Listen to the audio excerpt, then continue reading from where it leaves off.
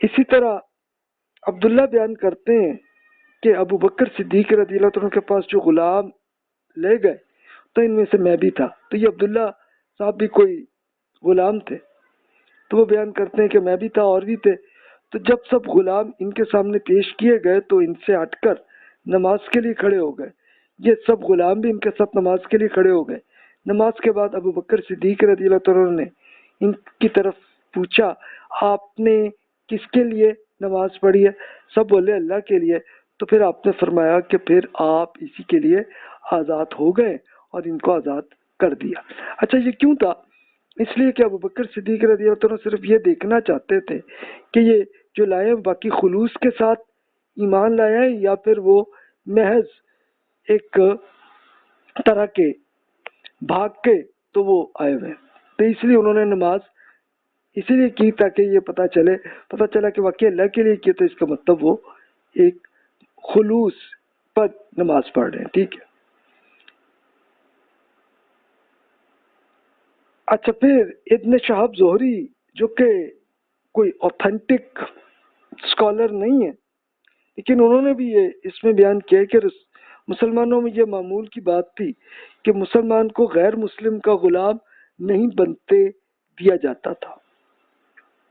یعنی اگر ایک مسلمان اس کو کسی نے اغوا کر لیا تو مسلمان پھر یہ کرتے تھے کہ باقاعدہ اس کی پیمنٹ کر کے ان کو آزاد کروا لیتے تھے.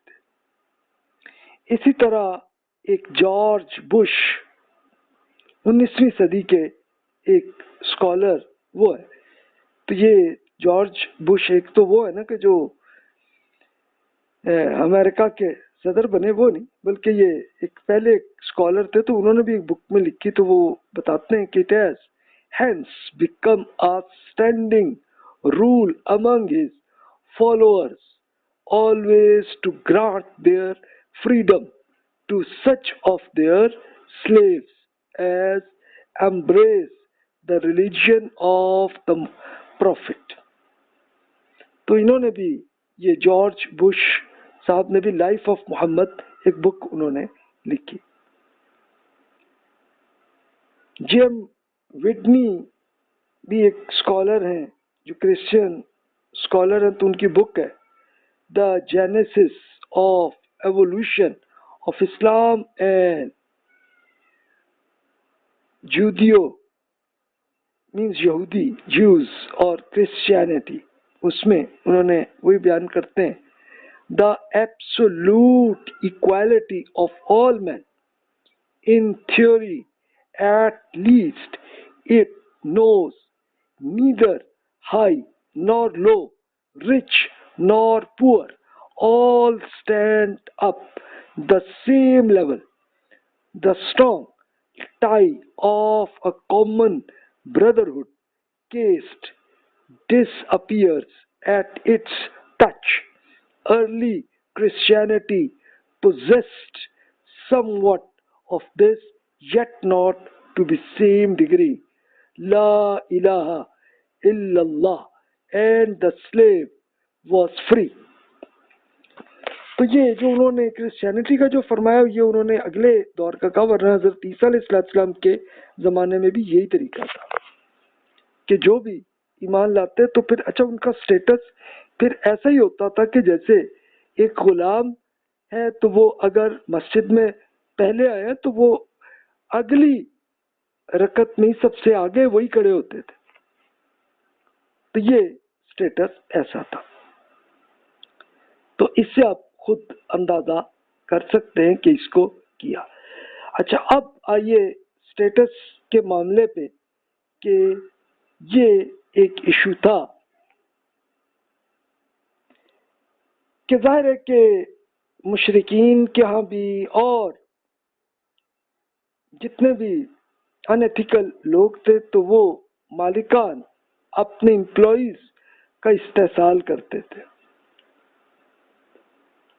یعنی کام زیادہ کرواؤ اور سیلری کم دو. تو یہ دیکھیے تو ہمارے زمانے میں بھی آج کل آپ کو کیس مل ہی جاتے ہیں. تو غلاموں کے ساتھ بھی ایسا ہی چلتا تھا کہ وہ جو آقا ہے اس سے سخت مزدوری کرتا اور اگلے کو غلام کو کیا دینا ہے کہ بس کھانا ہی دینا ہے، اور کھانا بھی بس اتنا ہی دینا ہے کہ اس کا اسٹیمنا رہے اور اگلا کام کرتا رہے. تو یہ عادت تھی.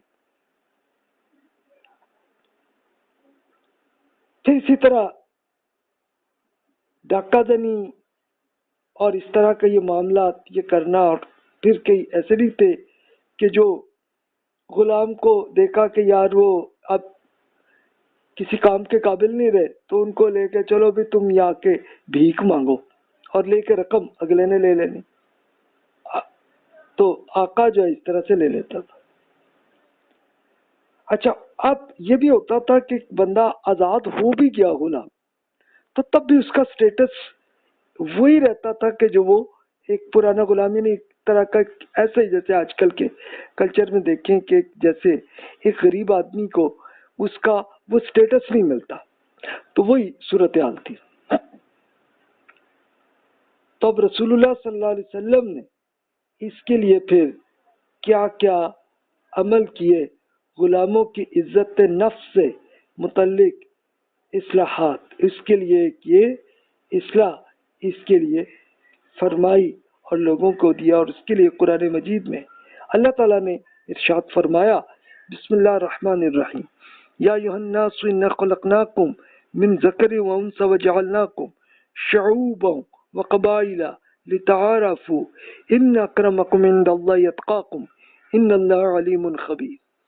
اے انسانوں، ہم نے آپ سب کو ایک مرد اور ایک خاتون سے پیدا کیا، اس کے بعد محض تعارف کے لیے آپ کی قومیں اور قبیلے بنا دیے. آپ سے اللہ کے نزدیک سب سے زیادہ عزت دار وہ ہے کہ جو اس سے زیادہ خبردار ہونے والا ہو. بے شک اللہ علیم و خبیر ہے، یعنی اللہ تعالیٰ ڈیپتھ کے ساتھ ایک ایک علم کو، ہر ایک کے ذہن کو جانتا ہے اچھی طرح. تو ہر آدمی کو اپنے اس کی نیت اور اس کی نیکی کے لحاظ سے اس کا سٹیٹس ہے اللہ کے حضور. رسول اللہ صلی اللہ علیہ وسلم نے امت مسلمہ کے سب سے بڑے اجتماع جو اپنے غالباً آخری حج میں کیا تھا، آپ نے فرمایا انسانوں، آپ سب ایک ہی رب کے بندے اور ایک ہی والد آدم علیہ السلام کی اولاد ہے، اور آدم کی تخلیق مٹی سے ہوئی ہے. اللہ کے نزدیک آپ میں سے سب سے زیادہ عزت والا وہ ہے جو اس سے زیادہ خبردار ہونے والا ہو. کسی عربی کو عجمی پر سوائے تقوی کے اور کوئی فضیلت حاصل نہیں ہے. یعنی ظاہر تھا کہ عرب لوگ اپنے آپ کو بڑا سٹیٹس اچھا سمجھتے تھے. عجمی کا مطلب کہ نان عرب، تو اس کا سٹیٹس بہت ہی چھوٹا لیول کا کرتے تھے، اور اسی کے غلام بھی بہت سے آ جاتے تھے کہ جیسے بلال رضی اللہ عنہ جو کہ افریقی تھے تو ان کا نہیں تھا، لیکن رسول اللہ صلی اللہ علیہ وسلم ہر ایک کو ایکسپلین ہر ٹائم پہ کرتے رہے، اور یہ آخری حج میں بھی آپ نے فرمایا. اب بخاری کی ایک روایت ہے، یہ دیکھیے، ابو ہریرہ رضی اللہ عنہ کہتے ہیں کہ رسول اللہ صلی اللہ علیہ وسلم نے فرمایا کہ آپ میں سے کوئی اپنے غلام سے یہ نہ کہے کہ اپنے رب کا کھانا کھلاؤ، اپنے رب کو وضو کرواؤ، اپنے رب کو پانی پلاؤ، بلکہ یہ کہو کہ میرے سردار یا میرے مولا. اسی طرح آپ میں سے کوئی اپنے غلام کو اپنا بندہ یا بندی بالکل نہ کہے، بلکہ اسے میرا بیٹا، میری بیٹی یا میرا لڑکا کہیں. بس اس سے زیادہ کوئی سٹیٹس اپنا رکھے.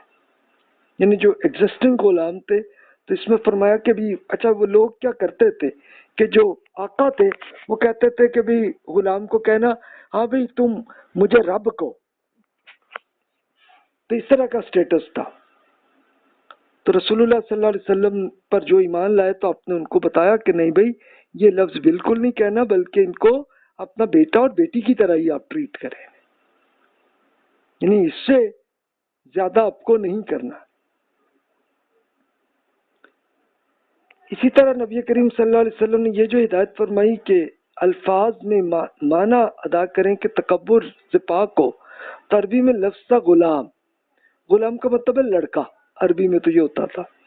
تو ملکیت پر دلالت نہیں کرتا، بلکہ یہ لفظ عبد کا ہے. عبد کا مطلب آپ بندہ، تو یہ نہ کہیں. تو اس کے لیے لفظ الفتی یعنی میرا بیٹا، یا غلام یعنی لڑکا، بھی آپ لڑکے ہو گئی، جاریہ یعنی لڑکی، اس طرح کا لفظ ہی استعمال کریں. تو رسول اللہ صلی اللہ علیہ وسلم نے سائیکولوجیکلی لوگوں کو بتایا کہ بھی اب لفظ اپنا صحیح یوز کریں.